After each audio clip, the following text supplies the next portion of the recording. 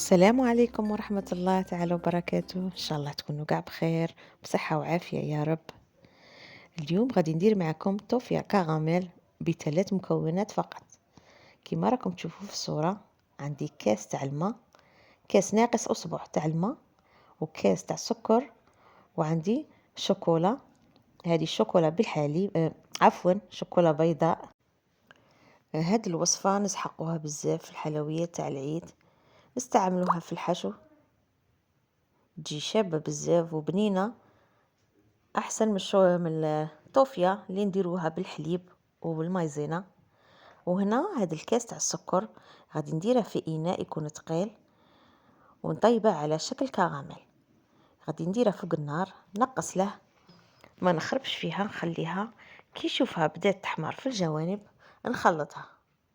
في البدايه ما تخلطوهاش، ما ديروا والو باش ما يتحجر لكمش هذاك السكر.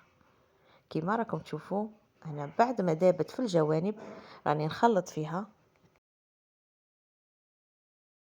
والنار توجور تكون قليلة كيما راكم تشوفوا، ونبدا نخلط حتى نشوف السكر كاع داب معايا وما يبقوش هذوك الحبيبات، يولي سائل.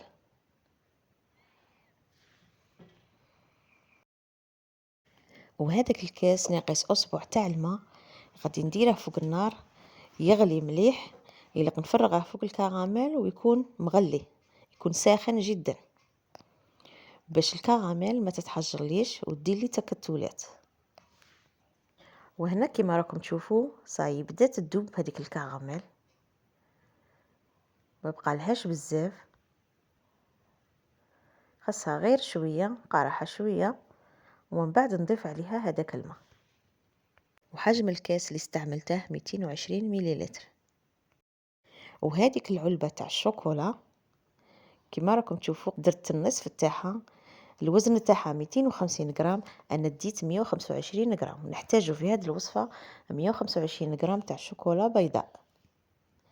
فتتها بهذه الطريقه، وها هي الكراميل دابت.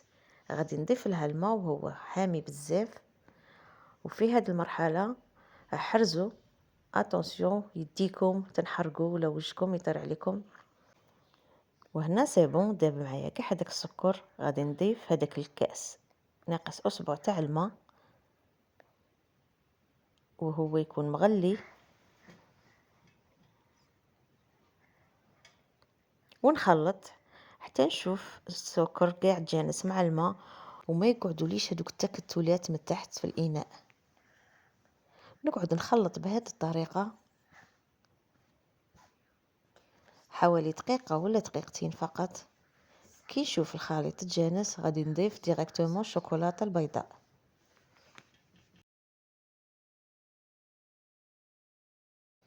وبعد ما تجانسوا المكونات غادي نضيف رشه تاع الملح ضروريه، الملح يعتبر ماده حافظه، ونضيف هذيك الشوكولا ونقعد نحرك فيها مليح حتى تذوب كاع هذيك الشوكولا. ومن بعد نخليها تغلي دقيقتين ونطفي عليه ونخلوه يبرد. ومن بعد تشوفوا الشكل النهائي تاعه، تاع الطوفية كراميل تاعنا تاع اليوم. ان شاء الله تكون تعجبكم هذه الطريقة وتساعدكم بزاف في الحلويات تاعكم.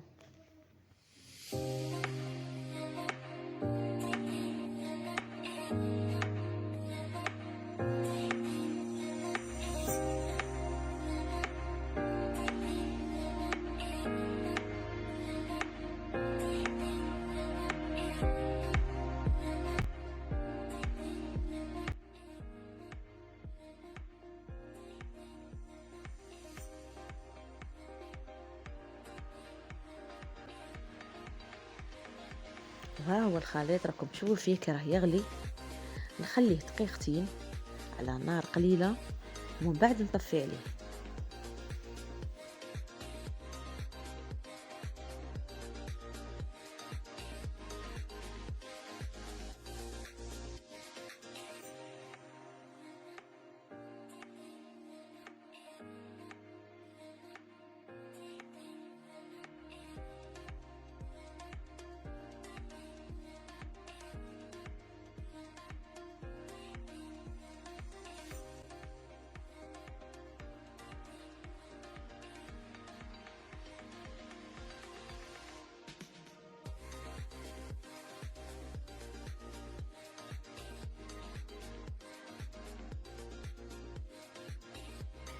وها هي الطوفية كراميل واجدة كما راكم تشوفوا فيها، جات ثقيلة مازال ما بردتش مليح، مي هكا وراهي مليحة وراهي ثقيلة.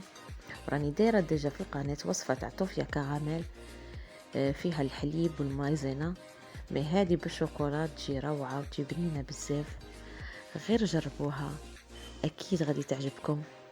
وفي الاخير نقولكم صحة فطوركم، ونتلاقوا في فيديو جديد ان شاء الله، ومع السلامة.